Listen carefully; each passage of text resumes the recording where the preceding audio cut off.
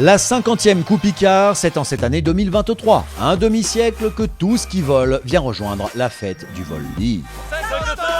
C'est le premier épisode sur 3 qui va vous ravir les pupilles. Au sol comme dans les airs, entre Saint-Hilaire-du-Touvet et Limbin, la Coupe Icare fait briller les yeux des petits et des grands.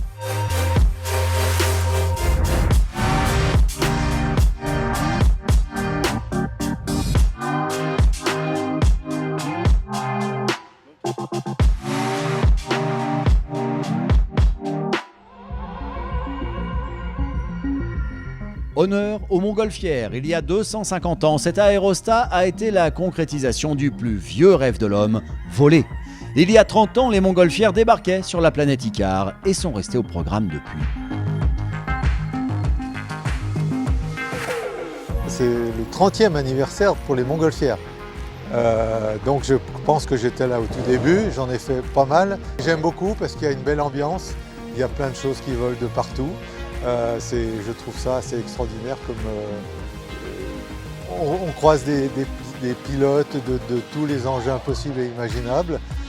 Donc voilà, c'est une ambiance que j'adore. Chaque année c'est un vol différent. Tous les vols qu'on fait, moi je vole depuis plus de 25 ans. Même dans la vallée, c'est toujours un vol différent, c'est des vols magiques. La montgolfière reste de la magie. On connaît notre direction, on peut arriver à être très précis, voir les championnats de France, championnats d'Europe ou même championnats du monde. On arrive, après une heure de vol, on arrive à 20-30 cm de notre point de cible.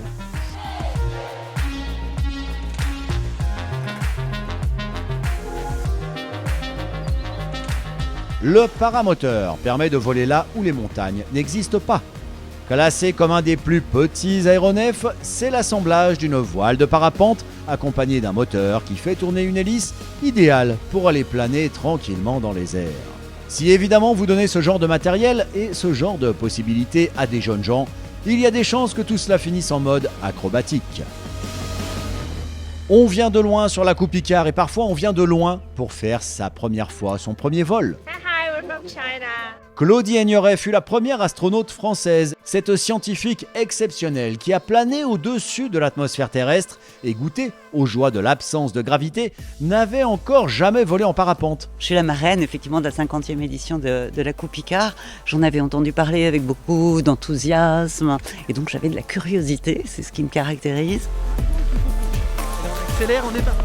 J'avais envie de découvrir ça, découvrir avec ceux qui le pratiquent, découvrir aussi avec ces films, la Coupe Icare de cinéma.